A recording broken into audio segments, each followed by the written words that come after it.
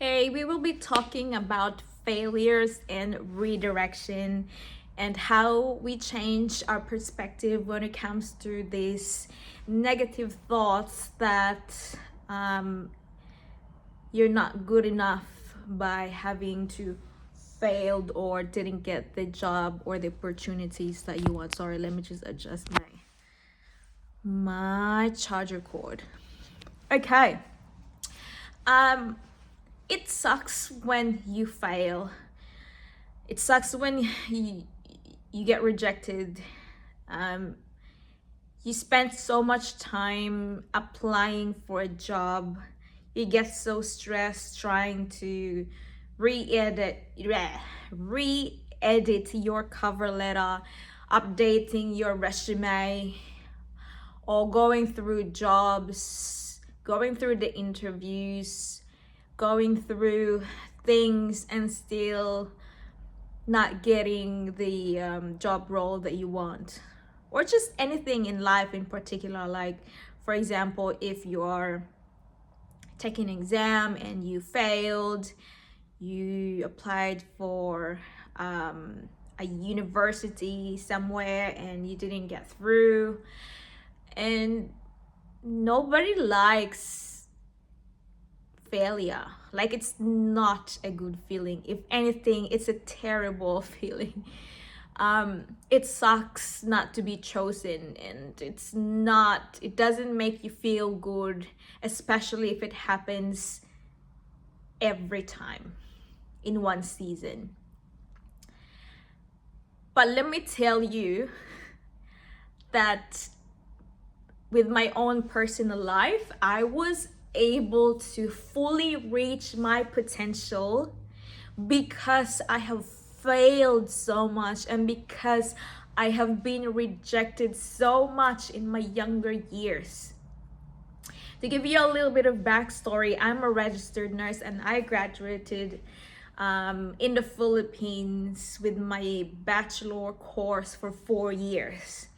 And after that, when you just graduated, you're just like full of hopes, and you don't really have any idea of what it feels like to be in the real world trying to apply.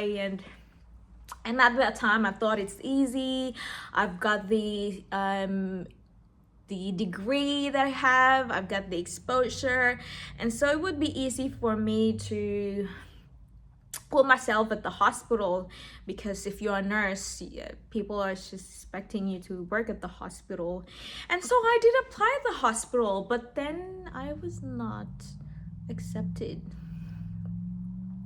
because I don't have funny thing, it's just a little bit of secret, but in my home country back then, if you don't have connections or linkages with the government and the people working at that hospital, it will be very hard for you to get the spot inside and work there. And that happened to me. What makes it worse if you want to work in a ward and get an experience or volunteer experience, just for you to have the certificate, you have to pay for it. Yes, you heard me right. You have to pay for it. I was like, why do I need to pay for a volunteer experience? It's not fair. And so it felt like the world is against me, and I was even questioning, like, why my family doesn't have any strong linkages or tie-ups with the government or people with position in my area. And so I was so desperate. I applied to clinics, hospitals. I still didn't get through. I applied to outer cities. I still didn't get through. And so I felt incapable.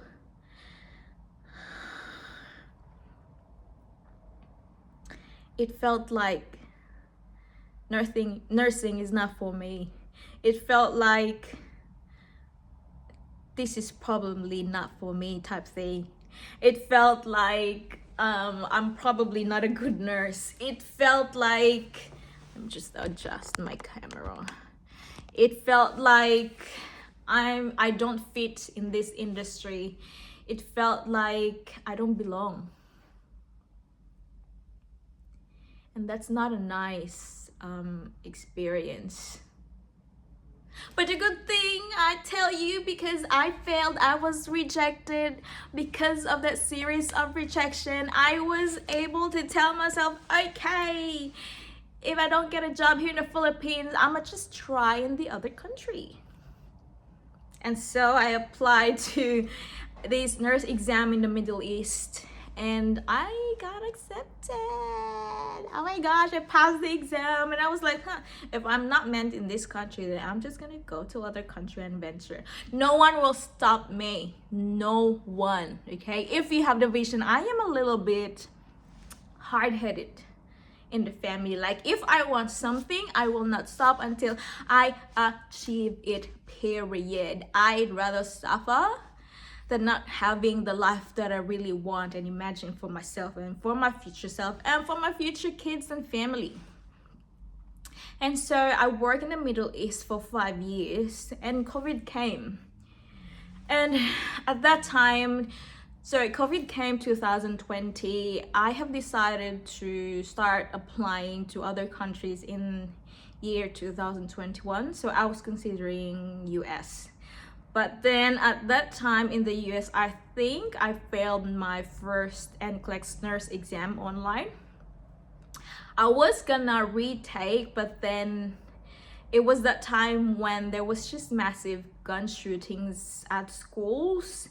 And I was like, I don't really want to go there and have my kids wear bulletproof bags. Like, no offense to people in the US, like, this is my personal opinion. I feel like a little bit unsafe when it comes to my future kids in there.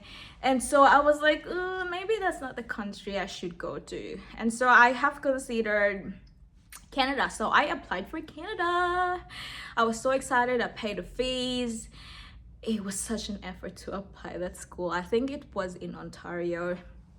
My cousin was got her placement there, and so I was like, maybe I can apply to, we'll be studying on the same university or school, and that will be good. But then when I did apply, I didn't get the spot. The school said they're fully booked, and so they can't give me anything. They can't let me in the enrollment. And so I was like, I'm running out of time. I only have probably like one more year until my visa expires at that time in the Middle East, as I was working in a special project for emergency health COVID nurse provider in the Middle East. And so at that time I was like, Lord, like, this is not a good feeling. Like, I'm so desperate. I was just like, Lord, I need you to help me. I need you to tell me where to go. Like, give me the opportunity. Send me the right people. Encourage me with your right wisdom with everyone. Like, if you think this is not the good country for me to pursue, then so be it. But at least guide me. Because I know God is able to help me. He knows what will happen the next day, the next year. And He knows which country I will flourish. And if I was just so tired of doing things on my own, trying to figure things out on my own, and I ended up being frustrated because I'm not getting the results that I want. Like, I don't know where to go after. I don't want to stay in the Middle East that time. Like, I want to work as a nurse and being able to be a resident and citizen for my family to enjoy the benefits as well of that country. And so the third option is to go to the UK. But then I was like, UK is a little bit expensive, like maybe it's not for me. My brother is suggesting for me to go to New Zealand, but then I don't really know anyone in New Zealand. My mom, on the other side, has been convincing me to go to Australia, but then Australia that time, for me, is unreachable. It felt like it's to the highest level, I don't belong there, that type thing. And then one day, after all the prayers and asking for guidance and everything, I had a dream at 4 a.m. while working as a COVID nurse in the hotel bed that I was in. I heard a voice saying, go to Australia. It was a male voice, and to me, I didn't see any face of that person who told me to go to Australia. It was just a voice. And then I woke up and then I was like, this must be the green light that I've been waiting for to go to Australia. And so I've messaged my mom and I was like, Mom, can you please tell me of your connections in Australia? I know you mentioned that you wanted me to go there, like you've got friends or they know agencies in there. And so I've contacted them, and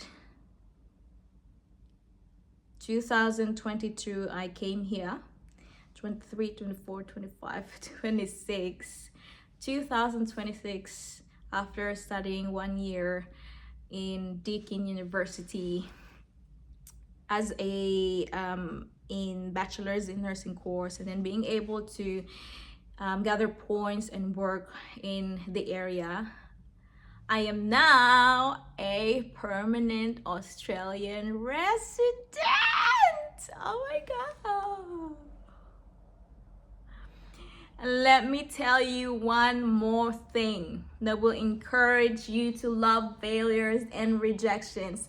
My 1 day here, my 1 day pay as a registered nurse is equivalent to 1 month pay of a registered nurse in the Philippines. Yes. Now, I'm not saying that if you work in the Philippines, you have, I don't want that thought. I'm more on being thankful that I was rejected and I had lots of failures before, and that experience made me pushed beyond my limits to do everything I can and find a place, an environment where I can thrive and feel accepted. And I felt that in this country. My point here is, if you have been failing recently, if you have been being rejected, like, just apply, just keep on applying, just keep on studying. I am a firm believer that the right person, the right company, the right environment, the right people, the right opportunity will chase you and will accept you for who you are. You don't have to beg for things, it will come to you. You don't have to be desperate. Rejection is always your redirection, and if I didn't experience those, I might still stuck in my home country. Like, I wouldn't be able to experience everything that I'm experiencing right now. Like, we've got approval for this beautiful house with me and my partner. I've got a beautiful job. Sorry, I just burped. Excuse me. Beautiful job, and now I am planning to buy a car. Like, life is good. But I tell you, it wasn't good from at the start. Like, if I focused so much on how terrible I felt that time, and if I didn't shift my perspective with all the negative things that's happening in my life, I wouldn't be able to achieve and be successful. You just have to have the right mindset and see things in good perspective. Like, if you're dealing with something, think about the positive side of what will happen. Think about what's in it for you if that happens. Okay? I hope I gave you a little bit of inspiration with what you're dealing. You just have to keep on pushing and be thankful that you don't get the right opportunities, the right exams, and because it's always redirection. You will have the right opportunity at the right time. You just need to keep going and don't stop. Don't listen to people. If you have a vision, you go through it, bite through the bullet while it lasts, because I tell you, opportunities will come at the right time. in the right season, when you're in the right mindset. And I hope you will flourish like I do. And when you do, I'd like you to make a comment on this video and let's inspire each other. And I know you are more than able to achieve everything that you want if only you don't give up. Much love. Please do me a favor, like and subscribe, make a comment, and I'll see you guys in the next video. Much love. This is Rosenna. Cheers. Mwah.